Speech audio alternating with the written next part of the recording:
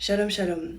Alors, aujourd'hui, j'ai à cœur de parler en toute sincérité, en toute simplicité, mais surtout à cœur ouvert. Euh, En ce moment, enfin, bon, voilà. L'expérience fait que euh, voilà, je fais certains constats. Et du coup, moi, ce que je fais toujours quand je fais certains constats, que ce soit dans l'Église Corps de Christ, dans le monde, au niveau sociologique ou au niveau psychologique, bon, la meilleure chose à faire pour moi, j'ai un questionnement, quelque chose me taraude, eh bien, la seule personne qui peut m'apporter une solution, pour moi, c'est Jésus. Donc, je me tourne vers le Saint-Esprit, je me tourne vers son esprit qu'il a laissé, en fait, voilà, pour, comme il dit, pour être à mon avantage et pour m'apporter toutes sortes de conseils, puisque il est la plénitude de l'Esprit de Dieu. Donc, ce dont je vais parler, donc c'est un sujet que j'ai pu en fait noter et observer.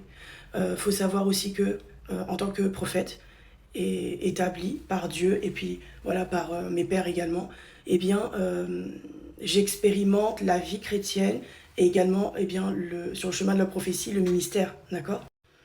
Et pour dire vrai, eh bien à plusieurs reprises moi le Seigneur par son Esprit Saint m'a fait en tout cas savoir et m'a souvent d'ailleurs ordonné eh bien de comment dire de ne pas hésiter en fait à dévoiler les choses ténébreuses qui étaient cachées dans le corps de Christ ou en tout cas par des endroits, des lieux de culte qui se disent comme étant du corps de Christ. Donc voilà, l'Esprit de Dieu, c'est un esprit de sagesse, c'est l'esprit, comme je dis, c'est la plénitude de l'Esprit de Dieu. Donc il est de bons conseils, il a la sagesse et aussi il a surtout, enfin voilà, la visibilité sur toute chose. Donc lorsqu'il dit, voilà, dénoncer tel ou tel fait du type abus spirituel, abus sexuel dans l'Église, abus financier aussi, toutes ces choses-là sont des sujets qui, bien évidemment, sont vraiment primordiaux et sensibilisent vraiment le cœur de notre Seigneur, donc de notre Dieu. Il est ce Dieu qui est le Dieu des opprimés, qui est le Dieu de ceux qui ont le cœur abattu, ceux qui ont le cœur brisé, etc., etc. On le sait. Donc quand Dieu entend qu'il y a de ses enfants, de ses brebis qui sont en carence spirituelle, qui sont en souffrance spirituelle, eh bien, il va susciter quelqu'un qui va prendre la parole. Et vraiment, ben, pour toutes ces choses, on bénit Dieu parce qu'il est un Dieu juste et un Dieu d'équilibre. Donc, si Dieu nous donne de prendre la parole au sujet de personnes qu'il a lui-même établies, donc des autorités qu'il a établies au-dessus de nous, d'accord. On a tous quelqu'un qui est au-dessus de nous, il y a une hiérarchie, c'est comme ça. Dieu a établi les choses ainsi. J'aimerais aussi notifier que nous ne sommes pas en Christ, nous ne sommes pas dans une démocratie. Donc tout ce qui se fait dans le monde n'est pas forcément des choses à rapporter dans le cœur au sein de l'Église. Donc voilà. Donc moi, je me dis que voilà, d'après l'expérience et de ce que j'expérimente pardon, de la part de notre Seigneur, voilà, par la communion, l'intimité avec le Saint-Esprit, en tout cas la face que moi je découvre de lui, ça fait que tout simplement, eh bien, je sais qu'il est un Dieu juste. Et il pèse, il, il mesure. C'est un Dieu qui fait ces choses-là. Et la grâce, en fait, n'empêche pas toutes ces choses-là non plus. Donc moi, je me dis que s'il le fait pour, pour ses oins, il permet que parfois des cas extrêmes sortent en public parce que, voilà, tout simplement, souvent, les choses qui sortent en public, qui explosent en public, eh bien, signifient que Dieu a parlé dans le secret. Dieu parle, d'accord. Dieu ne parle pas qu'à ses prophètes, il parle à tout le monde. Simplement, le prophète, lui, il est établi et il est comment dire, configuré pour entendre Dieu, selon aussi comment il va se laisser conduire par l'Esprit de Dieu, eh bien il est configuré pour entendre Dieu avec précision, pour reporter eh bien, ce que Dieu dit avec le plus de précision possible, le plus de pureté, le plus d'honnêteté possible, d'intégrité, etc. Voilà, qu'il a dans sa marche avec le Seigneur. On dit d'ailleurs que le prophète doit être un message. Voilà, qu'il est le message, il est un signe pour la génération dans laquelle eh bien, Dieu va l'établir et le faire paraître, on va dire ça. Et donc, j'en suis arrivée un petit peu à tous ces questionnements, enfin toute cette méditation, et j'ai dit au Seigneur, écoute Seigneur, qu'est-ce qui ne va pas avec le peuple français? Parce que il y a, c'est vrai, de profonds déséquilibres. On peut voir clairement qu'on a une vie spirituelle en France qui est chamboulée, qui est troublée. On a des lieux de culte qui sont désincarnés de l'Esprit de Dieu, désanimés de l'Esprit de Dieu. Donc bon, il y a des choses, ce sont des évidences. Ensuite, je dirais que il faut aussi comment dire, être objectif, et donc dans cet état d'esprit-là et dans ce but-là, non pas juste pour dire, pour cibler, pour dire voilà qu'est-ce qui ne va pas chez le peuple français, c'est Seigneur, parle-moi en fait, révèle-toi, qu'on puisse comprendre la problématique qu'il y a sur le territoire français pour pouvoir trouver des solutions. Et bien évidemment, lorsqu'on pose des questions à Dieu, d'accord, à son esprit, eh bien, il se révèle. Il est là aussi pour ces choses-là. Donc, il m'a dit, Raïssa, observe ta vie. Tu es un prophète, voilà, je t'ai fait éclore dans cette saison, dans cette période, dans cette génération. Observe ta vie. Et donc, j'ai observé ma vie. Et de par ces observations, donc cette introspection, etc., il m'a dit, voilà, maintenant, je veux que tu comprennes que quand j'établis un prophète, il est un signe. Son message, c'est l'histoire aussi de sa vie, c'est son témoignage qui, on va dire, peut être mis en parallèle sur la génération dans laquelle nous nous trouvons actuellement. Et c'est ce qui m'a emmené avec, en tout cas en étant le plus factuel possible, c'est ce qui m'a emmené un petit peu à ce raisonnement. Et donc, je n'ai pas encore fait de message à ce sujet, mais c'est pour dire que la France, de ce que je comprends, c'est déjà un territoire d'orphelins. Voilà. La France souffre vraiment, le français, l'enfant français né sur ce territoire ou en tout cas étant éduqué sur ce territoire est un enfant avec un cœur d'orphelin. Donc c'est déjà pas rien. Nous pouvons également faire un constat qu'au niveau sociétal, gouvernemental, même dans du coup les lieux de culte, hein, d'accord, tout ce qui est église, catholique, toute dénomination comprise, on va dire, on peut constater voilà, un système très... c'est clair, c'est limpide. On peut voir un système qui est hors cadre, on va dire, de ce qui est écrit dans la Bible, où les gens font tout le contraire de ce qui est écrit dans ce livre, et donc qui ne se base ni sur les Écritures, du coup, ni sur la révélation. Donc voilà. Je ne dis pas que c'est une généralité... en termes de pourcentage, le pourcentage est quand même élevé, d'accord, de ce que je suis en train d'avancer là. Il y a encore, Dieu a toujours un reste, et ça heureusement, parce que sinon on s'en sortirait pas. Mais c'est pour dire que voilà, dans tous ces endroits-là, on peut voir au niveau gouvernemental, au niveau sociétal, donc tout ce qui est sociologique, psychologique, philosophique, on peut voir clairement des dominations, d'accord, des forteresses et des dominations. On peut voir l'emprise de l'esprit de Jézabel. Donc, dans l'Église, il y a des faits. Dans la société, il y a une explosion, il faut le dire, une explosion de tout ce qu'on appelle la perversion narcissique. Donc ce n'est pas rien. Nous pouvons également le voir du coup au niveau du système gouvernemental. Donc on parle, je reviens dessus parce qu'on parle de démocratie. Démocratie, du coup, c'est quoi? C'est le pouvoir au peuple. C'est la puissance. D'ailleurs, des mots en grec, c'est kratos. Donc kratos, c'est vraiment la puissance. Et Dieu parle d'une certaine puissance aussi qui comment dire, qui est empreinte de son esprit, comme étant le kratos aussi. Donc, voilà. On parle du coup d'une forme de spiritualité puissante, en tout cas. Voilà, donc un pouvoir qui serait donné au peuple. Seulement, est-ce que dans les faits, nous y sommes? Pas du tout. Pas du tout, pas du tout, pas du tout. Bon, est-ce que c'était également quelque chose de bon? Je ne pense pas, puisque Dieu, lui, établit un système de royauté. Donc je crois vraiment qu'on doit revenir à ces choses fondamentales, revenir en fait, peut-être se plonger un petit peu en immersion pour qu'on puisse peut-être revoir notre façon d'enseigner le peuple français en leur inculquant ce que c'est que la royauté. Donc on peut se baser sur ce qui est fait dans le monde, sur ce qui a été fait auparavant, puis il y a encore des systèmes royaux à certains endroits dans le monde. Il faut aussi se dire que tout ce qui est tiré, tout ce qui existe dans le monde physique est tiré de l'invisible. Donc on peut essayer de s'en baser pour peut-être commencer à intégrer de nouveaux types d'enseignements, je dirais, pour les brebis et puis pour toute personne qui sont en train de vivre, de marcher dans leur conversion et de vivre aussi les réalités du royaume de Dieu. Mais ce qui est certain, c'est que le fait, comme Dieu dit, hein, on est dans le monde, mais nous ne sommes pas du monde. Donc, on ne peut pas calquer les règles cultuelles des systèmes ecclésiastiques sur ce qui se fait dans le monde, vous voyez. Et la preuve en est, c'est que l'esprit de Jézabel est rentré dans l'église. Il y a également l'esprit de Diane d'Éphèse. Dieu se révèle beaucoup à tous ces sujets-là pour qu'on puisse déceler, démanteler un petit peu tous ces systèmes, et puis pour pouvoir aussi aller en profondeur avec les enfants de Dieu, avec les personnes qui se convertissent.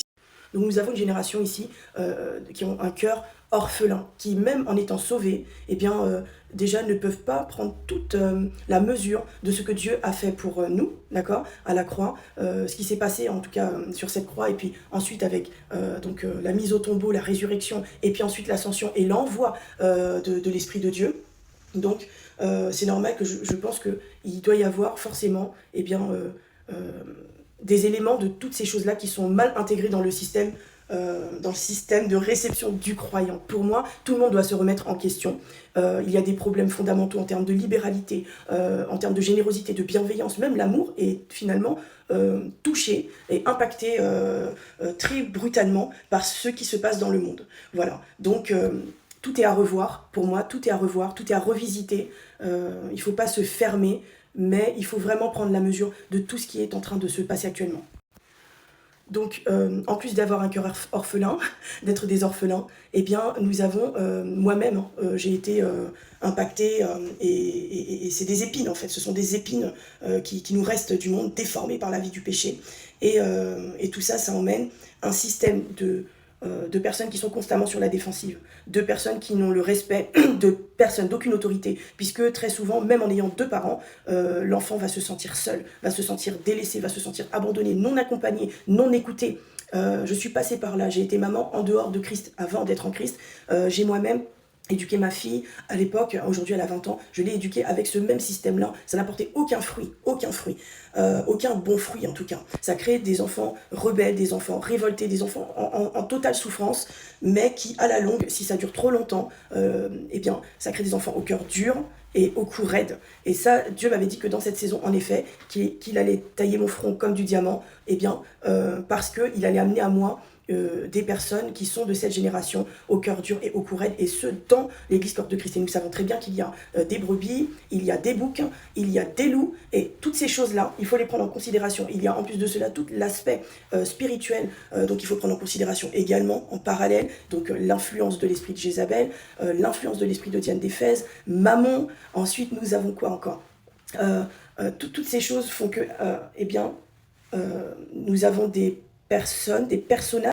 Donc je disais, nous avons finalement des personnages qui portent, en plus d'être un personnage, des masques, plus que des personnes qui arrivent à aligner esprit, âme et corps. Comme l'Esprit de Dieu, c'est ce qu'il est venu faire sur terre. C'est ce qu'il est venu faire en chacun d'entre nous. Donc comme ce serait finalement la volonté du Père pour chacun de ses enfants, c'est que nous puissions être saints à chaque étape de notre conversion. Donc métanoïa, oui, transformation, oui. Nous ne sommes pas parfaits, d'accord, mais pour autant, Dieu veut que nous soyons authentiques à chaque étape de cette marche que nous traversons avec lui. N'oublions pas que le chemin est étroit. Ce chemin, c'est un chemin qui est étroit. Donc ne cherchons pas les chemins où il y a la foule, d'accord. Ça, c'est vraiment un message, je crois, qui est important. Il faut repositionner toutes choses. Dieu a donné à certaines personnes, il les a établis. Mais ça, c'est biblique aussi. Il y a des prophètes, des gens qui ont impacté à tout niveau, à toute sphère de la société. Le tout, c'est de savoir quelle est sa mission, de façon personnelle, sans regarder à qui et où et fait quoi. Ces personnes-là sont établies par Dieu, donc elles ont tout à fait légitimité et droit d'opérer selon ce que Dieu a déposé en elles et leur capacité, donc de gérer des foules, de gérer, etc. Tout le monde n'est pas appelé à cela, ou du moins ça peut être aussi progressif pour certaines personnes. Donc ne jugeons pas. Ne soyons pas hâtifs à un jugement en fait de condamnation. Parce que juger, quand on marche dans l'esprit, je dirais, c'est aussi apprendre à aiguiser son discernement. Donc il y a beaucoup de déséquilibre en France. Moi ça je le constate. Dès qu'on va dire quelque chose à un frère ou à une sœur, bon aujourd'hui, moi je suis établie, j'officie. Mais en dehors de ça, j'avais déjà noté ça des frères et sœurs, dès qu'on leur dit quelque chose. Donc aujourd'hui, moi par exemple, en tant que prophète, lorsque je reprends, j'exhorte, que je réprimande, que je corrige ou que je censure, tout de suite, voilà, on va me dire, c'est pas assez doux, c'est pas dans l'amour, c'est pas... Mais vous savez, je pense que vous ne prenez pas la mesure en fait de l'ampleur de ce que c'est que, eh bien, de diriger un troupeau pour le Seigneur. Parce que vous êtes ses brebis, et moi aussi je suis sa brebis, vous voyez.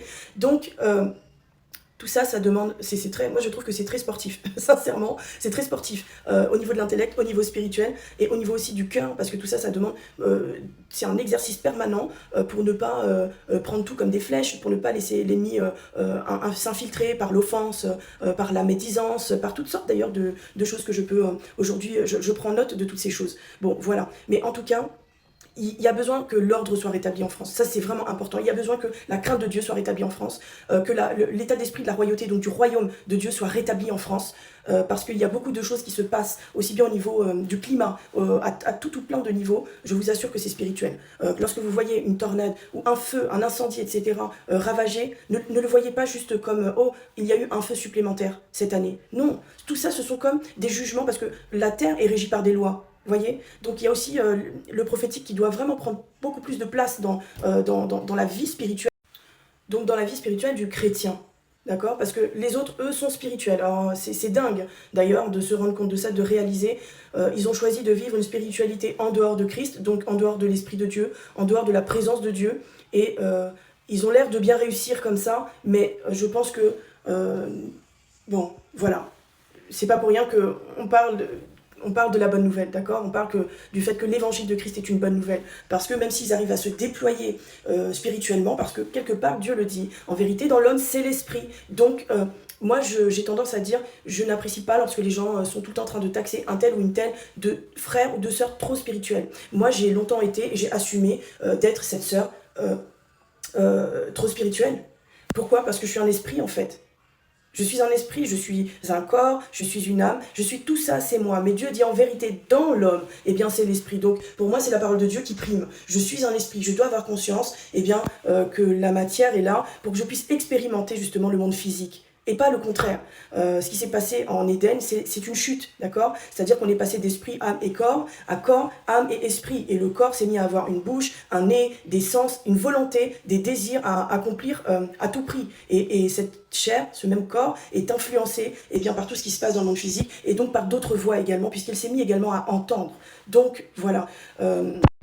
Donc un rétablissement doit avoir lieu en France, ça c'est certain. On doit retrouver la culture de l'honneur, qu'on le veuille ou qu'on ne le veuille pas, qu'on apprécie ou qu'on n'apprécie pas. On doit arracher ces racines de rébellion, tout ce qui est amertume, les épines du passé, etc. Il faut comprendre qu'on est né de nouveau et qu'on doit marcher en nouveauté de vie.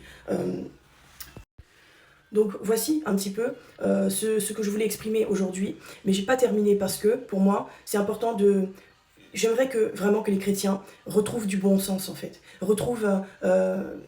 vous savez, en fait, l'attitude de la bonne volonté, d'avoir un esprit qui est bien disposé, un cœur qui est bien disposé. Je sais qu'on a tous souffert, on est tous passés par des endroits, parfois des églises où on n'a pas trouvé l'amour, on n'a pas trouvé Dieu, et c'est terrible, vous voyez. Seulement, je crois que TikTok, les réseaux sociaux, l'influence du monde est beaucoup trop entrée dans l'église parce que maintenant, tout le monde se permet de dire tout et n'importe quoi. Tout le monde se permet de porter des jugements condamnatoires, en fait, sur même des hommes de Dieu. Alors, est-ce qu'il y a de faux ministres de Dieu? Il y en a, et je ne peux pas dire le contraire. Il y a d'ailleurs même des fausses églises de Dieu. Je ne vais pas rentrer dans ce sujet-là parce que je ne veux pas trop m'éloigner.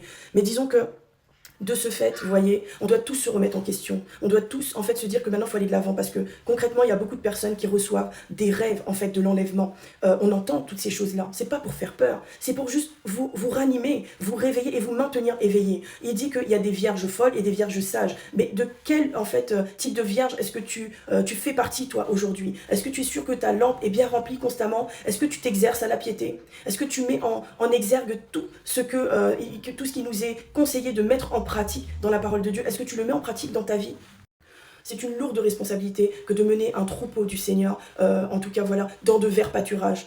C'est une lourde responsabilité, c'est une vie entière de dévouement, de dévotion, de consécration et de sanctification. Seulement, nous avons tous notre part de responsabilité. Est-ce que toi, tu te sens responsable? Est-ce que tu es responsable lorsque vous passez votre temps, en fait, à critiquer, à calomnier, à donner votre avis constamment sur ce que le pasteur a dit, ce que le prophète ou la prophétesse a dit ou a fait? Comme je dis, hormis les œuvres qui ne doivent pas rester dans les ténèbres, donc des œuvres terribles, des choses que Dieu, en tout cas, châtie on va dire sans hésitation, d'accord? Tout ce qui est système d'emprise, tout ce qui est système d'abus, etc., de viol, pardon, de V, on est sur TikTok, toutes ces choses-là doivent être dénoncées, ramenées à la lumière. Ça, je suis OK. Mais pour le reste, sincèrement, est-ce que vous êtes sûr d'être au bon positionnement? Est-ce que vous-même, est-ce que vous êtes sûr d'être à votre poste? Est-ce que si Jésus revient, est-ce que vous pensez que vous allez être enlevé? Ça, c'est ma question aujourd'hui. Et vous savez pourquoi est-ce que je vous pose cette question, avec cette passion, avec ce feu qui m'anime? Tout simplement parce que le Seigneur m'a ouvert les yeux sur beaucoup de choses. J'ai rencontré le Dieu amour, oh ça oui, indéniablement, sinon je ne pourrais pas me tenir ici. Seulement, j'ai également rencontré d'autres facettes de Dieu. L'Ancien Testament n'est pas à bannir, nous devons le lire, nous devons nous le ressasser, nous le remémorer constamment. Pourquoi? Parce que tout ça, ce sont des exemples, ce sont des types pour que nous puissions avancer avec sagesse et intelligence selon la sagesse et l'intelligence de Dieu, de son esprit qui vit à l'intérieur de nous. Le Jésus qui revient, pourquoi les gens ont des frayeurs dans leurs rêves? Parce que Jésus, ce même Jésus qui est mort sur la croix pour nous, qui a ouvert une année de grâce, d'accord? Qui a déclaré et ouvert une année de grâce. Ce même Jésus revient avec un autre type de regard, avec une autre mission. Alors, il est bon de connaître la crainte de Dieu. Il est bon de comprendre qu'on ne se moque pas de Dieu, qu'on ne joue pas en fait avec sa vie chrétienne, qu'on ne joue pas avec sa vie chrétienne et avec celle de ceux qui nous entourent, avec nos frères et nos sœurs. On ne joue pas avec la vie chrétienne des brebis de Dieu que nous sommes tous. On ne joue pas avec cela. On doit prendre le plus au sérieux possible notre vie chrétienne. Est-ce qu'aujourd'hui, on peut me taxer et me qualifier de excessive? Oh que oui, et je l'assume. De trop spirituel? Oh que oui, et je l'assume aussi. Je préfère être mon message que de vous dire des choses que je n'applique pas dans ma vie ou que je ne fais pas, que je ne mets pas en pratique et dont je ne bénéficie pas. Et de ce fait, je me dois de t'alerter. Toi, oui, toi qui écoutes actuellement, tu as été au bout de cette vidéo. C'est que quelque part tu cherches la face de Dieu. Tu veux savoir qu'est-ce que Dieu pense. Pourquoi est-ce que je mets une alerte, je tire cette sonnette d'alarme aujourd'hui? Tout simplement parce que le Jésus qui revient, ce n'est pas le Jésus qui est venu la première fois et qui est monté sur cette croix. Il vient avec une autre intention, une autre mission que nous n'ignorons pas. Il vient pour accomplir quelque chose. Et ceux qui ne seront pas enlevés chercheront le Dieu qui a déclaré cette année de grâce, qui a ouvert cette année de grâce. Mais ils ne le trouveront pas. Ils ne le trouveront plus parce que ce ne sera plus le temps pour cela. Alors, acceptez que l'amour de Dieu corrige et châtie ceux qui l'aiment. Acceptez ces facettes de Dieu que vous n'aimez pas et qui sont, on va dire, abolies par l'esprit de l'humanisme, par ce cœur de l'humanisme qui voudrait qu'on ait un évangile bonbon, un évangile, comment dire, frelaté. Prenons conscience et restons éveillés. Shalom.